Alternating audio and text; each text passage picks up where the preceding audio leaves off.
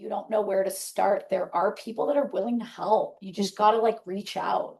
And but also you got to be willing to like pay people for their time and their expertise. You can't just expect that people are just going to like give you all the information. But I think even if you're not finding a mentor, like finding someone that can help guide you in the right path, like it's one of the best things you can do. And your own development, your own personal development, whether that's taking class, whether that's research, there's online resources, there's all sorts of things. Putting yourself around people that you respect and feeling confident enough to ask those questions. I think it's really important for us to show our vulnerability, for us to show that like even seasoned, in whatever avenue we're talking about, it's really important to put ourselves in vulnerable situations, practice being nervous. And it's just so inspiring to those who don't know where to start that you can see others struggle. Why? Because I think it's important for your students to see that too. Like, yeah, I don't think that more you inspiring. have to be that person that is like, I have all the answers. Like, I think it's good for your students to be like, what is this? And you're like, I don't know. Let's figure it out together. Yeah. When you get to a new studio and they have all these kids in the class with such a mix of levels, like you have kids who have never worn tap shoes in their life, some who have been tap dancing 6 years.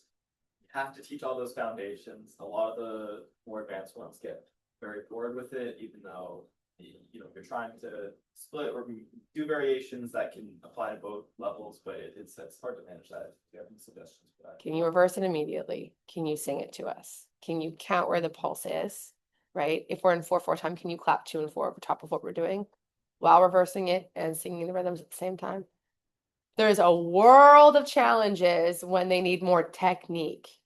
Well, right? I also ask them questions Yeah. because you'll see where the gaps are, where they're like, I already know this. And it's like, okay, can you explain it to me? And a lot of times they can't. Yeah. Right. So it's like, again, working those critical thinking muscles and then like variations that don't have to do with vocabulary. So, variations for the quote unquote more advanced dancers, like that are more improvisation based, or like, can you change this from a straight to a swing feel? Or can you change the time signature? Like things like that.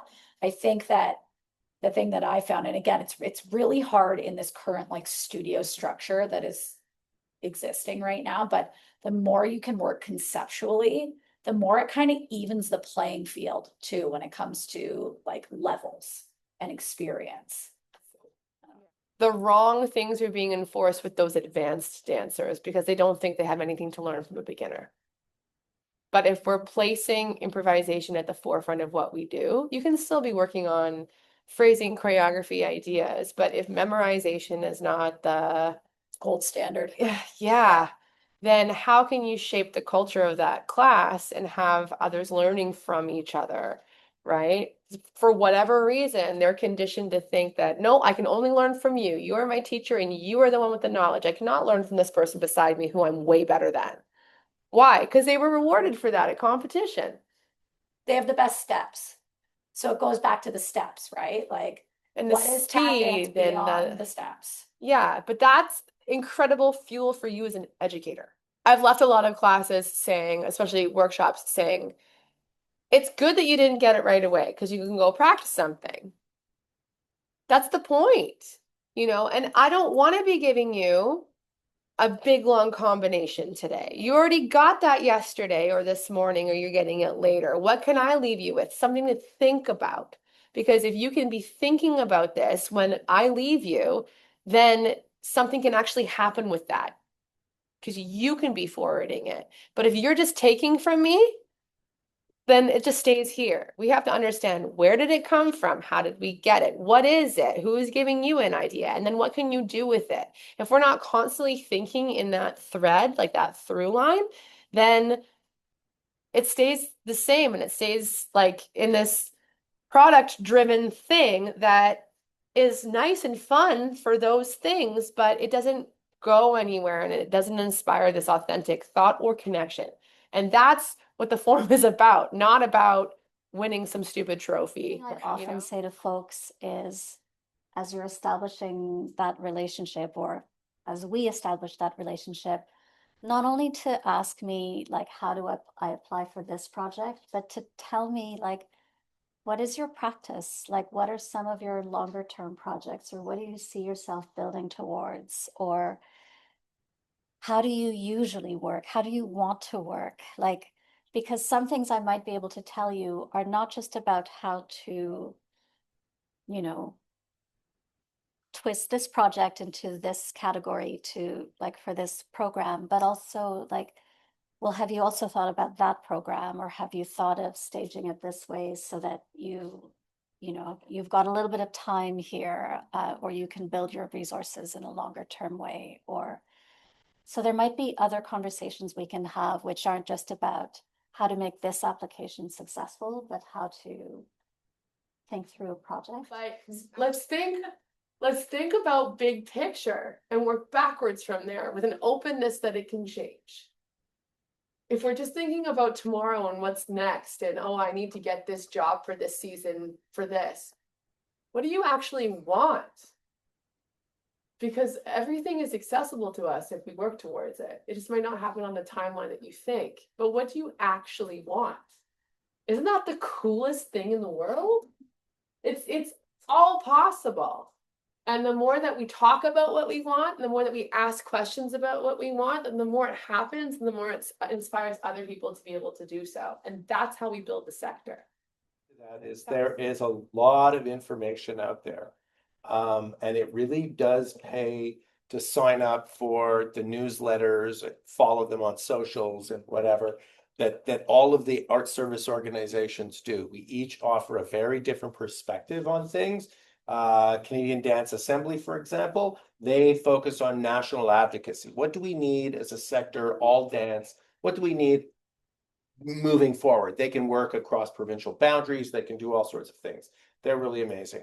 Dance Ontario also focuses on schools, training.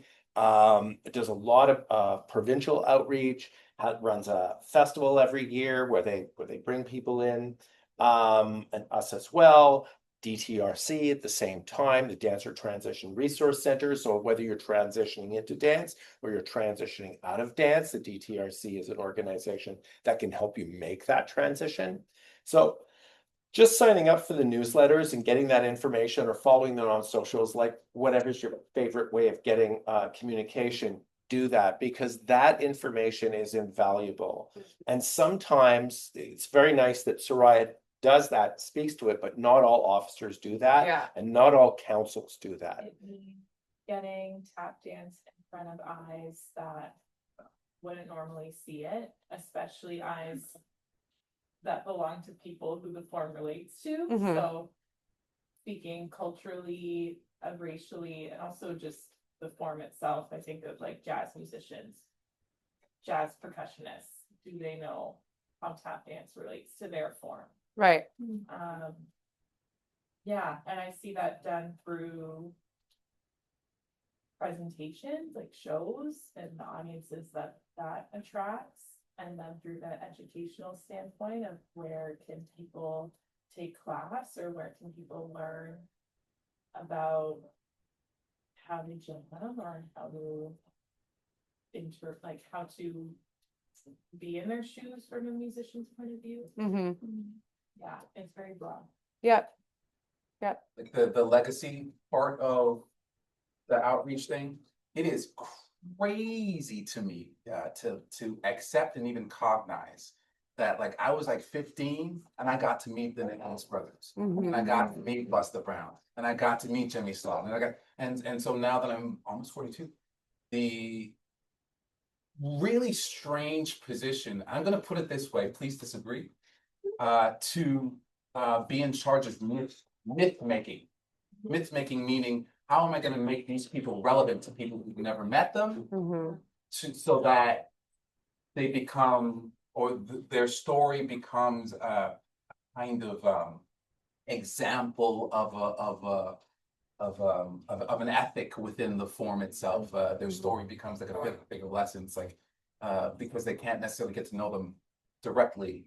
So I'm thinking of it as a myth making task. Yeah, so I guess that's a big question in what we do and how we're actively reaching others. How are we consistently bringing the culture forward? culture's constantly changing. That's true.